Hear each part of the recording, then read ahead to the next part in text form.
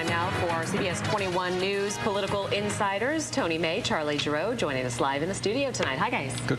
How are you, Tanya? Court. Good. Balls in my court. Democratic court. What can President Obama say tonight to make a difference? Well, what I think he has to do is to use this as an opportunity for education.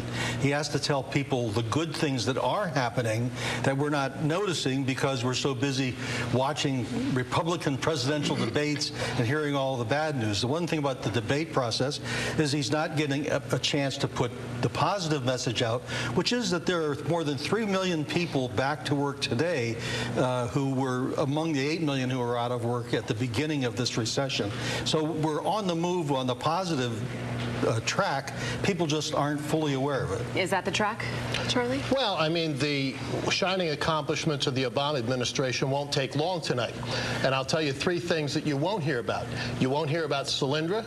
You're not going to hear about the Keystone Pipeline, which I think even Tony with me would agree is a disastrous decision by this administration. No, I disagree with that. It's going to be built anyway, but it's going to be built to the Bakken Shale in North Dakota. You laugh now. Mark my words right now. The Bakken Shale. So you think the delay on the Keystone Pipeline is a good idea? I think it's a good idea to develop American oil resources before we develop Canada's. Well, we'll get back to that. The other one you won't hear about is, well, we can debate that all night, Tony. Yeah. You know, that you've put the rabbit in the hat. I hope you're right about that. Can you spell Bakken? The other thing you're not going to hear about is debt.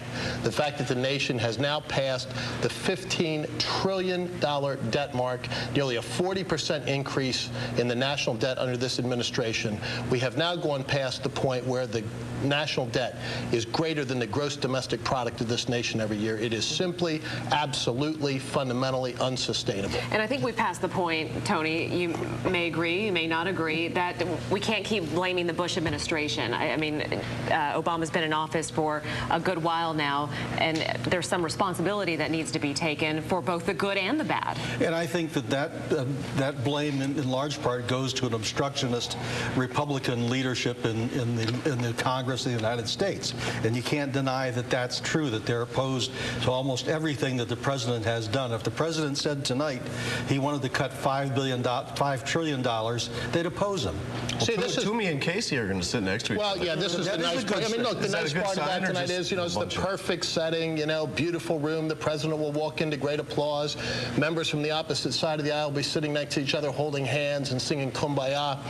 But the fact of the matter is the president has a... Can you exaggerate? The president has a serious dilemma today. Yeah.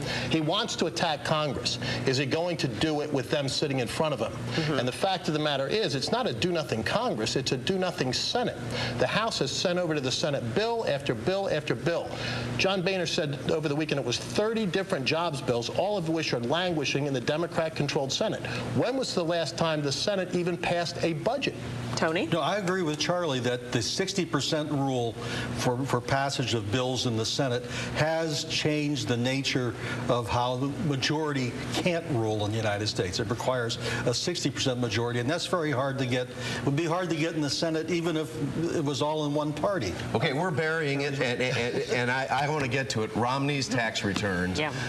Timing, you guys, that he picks today, the day of the State of the Union, a day when most of the major cable news networks are focused on Obama. So you're cynical enough to think he's trying to get this pushed off the front page? Well, yeah, considering he was asked long ago, now he comes out with this 40 million plus income over the past 2 years. My sense is that Governor Romney's tax return will be discussed at some length in the future, and that the question will recur, why hasn't he done what his father did, which is release previous year's tax returns? Good question. Right. A lot of former people have released 10+ years. I agree with that. This is just like President Obama and his birth certificate. There will never be enough information disclosed. But I certainly agree with Charlie that several years, including that time before he knew he was going to run for president, before he was having his accountants write his returns, knowing that they would be scrutinized by the public. Well, the president expected to have Warren Buffett's secretary sitting next to Mrs. Obama tonight to signify she pays a higher tax rate than he does. With his ukulele. Yes. We'll see about that. All right. Well, thank you guys. As always, you can catch our political insiders. We have Tony perplexed over here. I was thinking Jimmy Buffett. That's right. You can catch them here every Tuesday on CBS 21 News at 5:30.